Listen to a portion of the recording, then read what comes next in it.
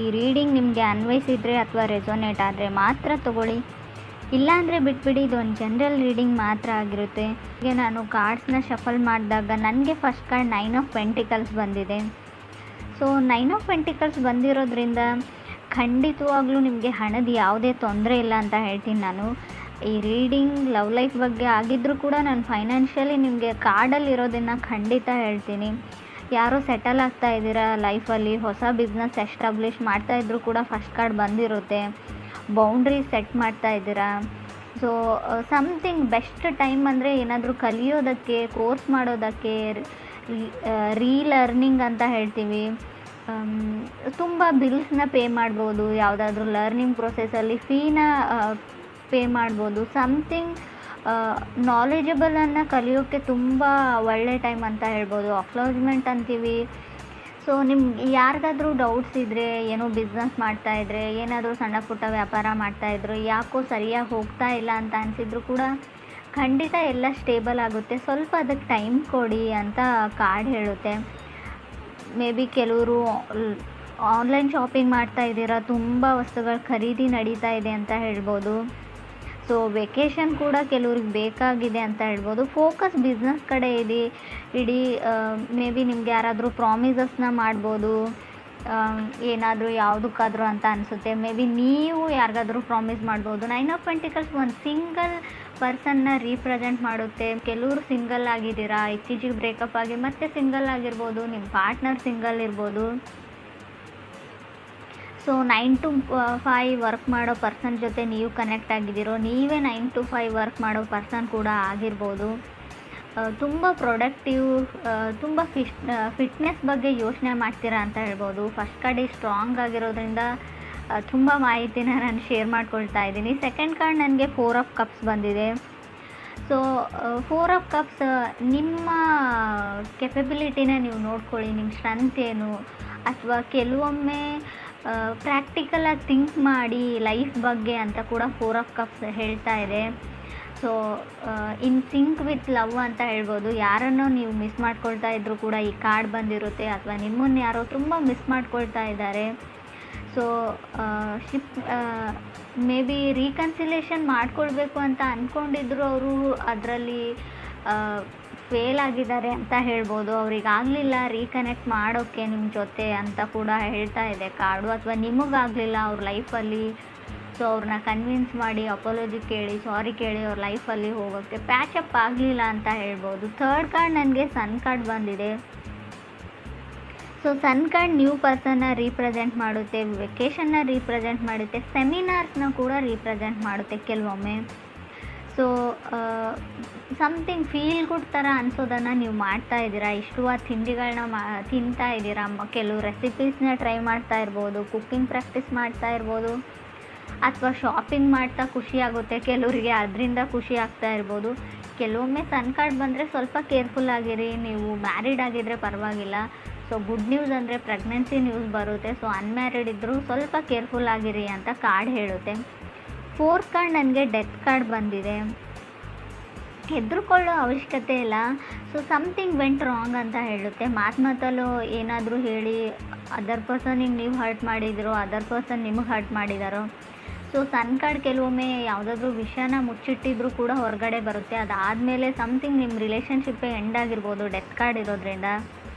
So ಕೆಲವ್ರಿಗೆ ಯಾಕೆ breakup ಆಯಿತು, ಹೌ ವೆಂಟ್ ರಾಂಗ್ ಅಂತ ಯೋಚನೆ ಮಾಡ್ತಾ ಇದ್ದೀರಾ ನೀವು. ಸೊ ಯಾರು ತಪ್ಪು ಯಾರು ಸರಿ ಅಂತ.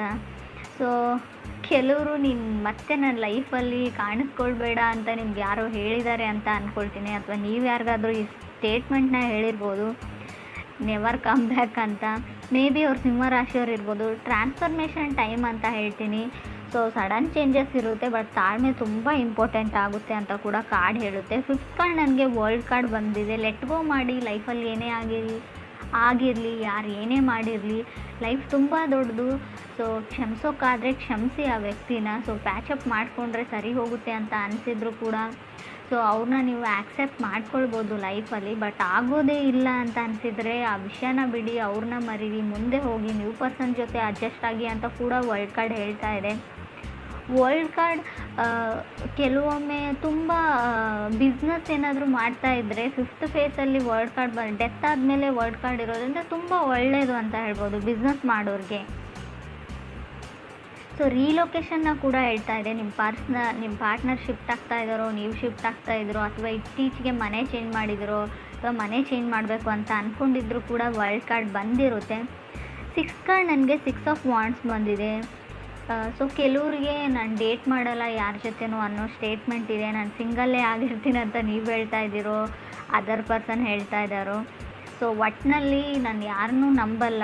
ಸೊ ನನ್ನ ಲೈಫಲ್ಲಿ ನಾನು ಆರಾಮಾಗಿದ್ದೀನಿ. ಸೊ ನನಗೇನು ಇಷ್ಟನೋ ಅದನ್ನ ಮಾಡಿಕೊಂಡು ಸಿಂಗಲಾಗೇ ಇರ್ತೀನಿ ಅಂತ ಕೆಲವ್ರು ಹೇಳ್ತಾ ಇದ್ದೀರಾ ಮೇಷರಾಶಿಯವ್ರು. ನೀವು ಅಥವಾ ನಿಮ್ಮ ಮನಸ್ಸಲ್ಲಿ ಯಾರಾದರೂ ಪರ್ಸನ್ ಇದ್ದರೆ ಮೇ ಬಿ ಆ ಪರ್ಸನ್ ಇದೇ ಥರನೇ ಇರ್ತಾರೆ ಯಾವಾಗಲೂ. ಅಲ್ಲಿ ಸ್ಲೋಗಂತನ ಅವಾಗ ಅವ್ರು ಹೇಳ್ಕೊಳ್ತಾ ಇದ್ದಾರೆ ಅಂತ ಹೇಳ್ಬೋದು. 7th ಕಾರ್ಡ್ ನನಗೆ 2 ಆಫ್ ವಾಂಡ್ಸ್ ಬಂದಿದೆ.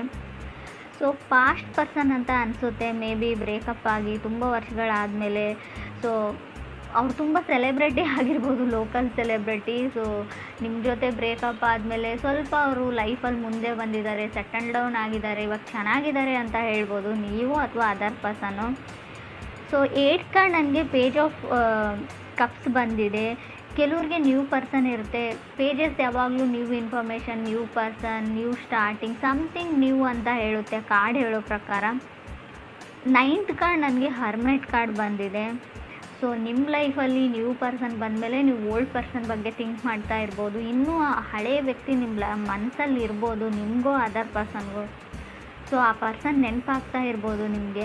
ಹರ್ಮೆಟ್ ಕಾರ್ಡ್ ಕೆಲವೊಂದು ವಿಷಯಕ್ಕೆ ಮನಸ್ಸಿಗೆ ಹರ್ಟ್ ಮಾಡ್ಕೊಳ್ಳೋದನ್ನು, ಸುಮ್ಮನೆ ಬೇಜಾರು ಮಾಡ್ಕೊಳ್ಳೋದನ್ನು, ನೀವು ಯಾವಾಗಲೂ ಯಾವುದೋ ಮೆಸೇಜ್ನ ನೀವು ಎದುರು ನೋಡ್ತಾ ಇರ್ತೀರಾ, ಮೆಸೇಜ್ ಬರೋಲ್ಲ, ಆ ಟೈಮಲ್ಲಿ ಆ ಕಾಲ್ ಬರೋಲ್ಲ, ನಿಮ್ಗನ್ಸುತ್ತೆ ಯಾವಾಗಲೂ ನಾನೇ ಮಿಸ್ ಮಾಡ್ಕೊಳ್ತೀನಿ, ಎದುರುಗಡೆ ಇರೋ ಪರ್ಸನ್ ನನ್ನನ್ನು ಮಿಸ್ ಮಾಡ್ಕೊಳ್ಳ. ಸೊ ಏನೇನೋ ಓವರ್ ಥಿಂಕ್ ಮಾಡಿ ಬೇಜಾರಾಗ್ತಾ ಇರೋದನ್ನು ಕೂಡ ಕಾರ್ಡ್ ಹೇಳುತ್ತೆ ಹರ್ಮೆಟ್ ಕಾರ್ಡ್. 10th ಕಾರ್ಡ್ ನನಗೆ 4 ಆಫ್ ಪೆಂಟಿಕಲ್ಸ್ ಬಂದಿದೆ. ಕೆಲವ್ರಿಗೆ 4 ಆಫ್ ಪೆಂಟಿಕಲ್ಸ್ ಕಂಪ್ಯಾರಿಸನ್ನ ಹೇಳುತ್ತೆ. ನೀವು ಬೇರೆ ವ್ಯಕ್ತಿಗಳ ಜೊತೆ ಕಂಪ್ಯಾರಿಸನ್ನ ಮಾಡ್ಕೊಳ್ತಾ ಇದ್ದೀರಾ. ಸೊ ಕೆಲವು ಪ್ರಶ್ನೆಗಳಿಗೆ ಉತ್ತರಗಳನ್ನ ಹುಡುಕ್ತಾ ಇದ್ದೀರಾ ಅಂತ ಹೇಳ್ಬೋದು ನೀವು ಅಥವಾ ಅದರ್ ಪರ್ಸನ್ನು. ಸೊ ನಿಮ್ಗೆ ಯಾವಾಗ ಕೆಲವೊಂದು ಪ್ರಶ್ನೆಗಳಿಗೆ ಉತ್ತರಗಳು ಸಿಗುತ್ತೋ ಸೊ ಆವಾಗ ಕೆಲವರು ಟ್ರಾವೆಲಿಂಗ್ನ ಮಾಡಬಹುದು. ಎಲ್ಲೋ ಟ್ರಾವೆಲ್ ಮಾಡ್ತೀರಾ, ಯಾರನ್ನೋ ನೋಡಬೇಕು, ಮೇ ಬಿ ಫಸ್ಟ್ ಟೈಮ್ ಅವ್ರನ್ನ ನೀವು ನೋಡಿದಾಗ ಆ ಪ್ಲೇಸಲ್ಲಿ ಅವರಿದ್ದರು, ಅವ್ರನ್ನ ಹುಡುಕ್ತಾ ಹೋಗ್ತಿರೋ, ಅವ್ರ ಬಗ್ಗೆ ಇನ್ಫಾರ್ಮೇಷನ್ನ ಕಲೆಕ್ಟ್ ಮಾಡ್ತಿರೋ ನೀವು ಅಥವಾ ಅದರ್ ಪರ್ಸನ್ನು. 11th ಕಾರ್ಡ್ ನನಗೆ ಚಾರೆಟ್ ಕಾರ್ಡ್ ಬಂದಿದೆ. ಸೊ ಮೇ ಬಿ ಆ ಪರ್ಸನ್ನ ನೀವು ಟ್ರಾವೆಲ್ ಮಾಡ್ತಾ ಮೀಟ್ ಆಗ್ಬೋದು ಅಂತ ಅನಿಸುತ್ತೆ. ಹೊಸ ವ್ಯಕ್ತಿ ಏನಾದರೂ ಬಂದರೆ ಅವ್ರು ಮಕರ ರಾಶಿಯವ್ರು ಆಗಿರ್ಬೋದು, ಆಲ್ರೆಡಿ ನೀವು ಕನೆಕ್ಟ್ ಆಗಿರ್ಬೋದು ಮಕರ ರಾಶಿಯವ್ರ ಜೊತೆ.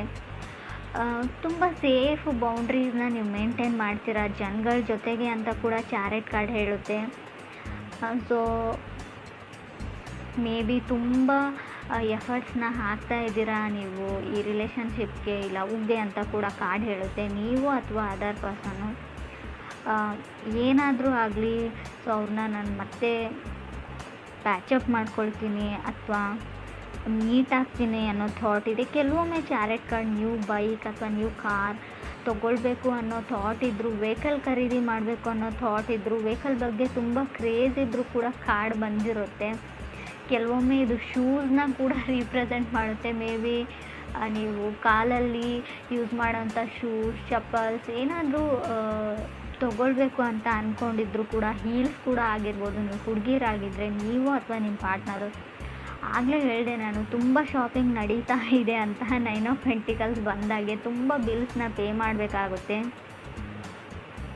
ಸೊ ಸ್ವಲ್ಪ ಹಣದ ಕಡೆ ಕೂಡ ಹುಷಾರಾಗಿರಿ. ಬಂದಿರೋದು 9 ಆಫ್ ಪೆಂಟಿಕಲ್ಸ್ ಕಾರ್ಡು. ಸ್ಟಾರ್ಟಿಂಗಲ್ಲಿ ತುಂಬ ದುಡ್ಡಿರುತ್ತೆ, ಮಧ್ಯದಲ್ಲಿ 4 ಆಫ್ ಪೆಂಟಿಕಲ್ಸ್ ಕೂಡ ಇದೆ. ಖಂಡಿತವಾಗ್ಲೂ ನಿಮ್ಮನ್ನು ಬೇರೆಯವರು ಅದರ್ ಪರ್ಸನ್ ಕಂಪೇರ್ ಮಾಡ್ತಾರೋ, ನೀವೇನು ಬೇಕಾದರೂ ತೊಗೊಳ್ತೀರಾ. ಮೇ ಬಿ ನಿಮ್ಮ ವೈಫ್ ಹೇಳ್ಬೋದು ನನಗೆ ದುಡ್ಡು ಕೊಡೋಲ್ಲ ಆ ಥರ ಈ ಥರ ಅಂತ.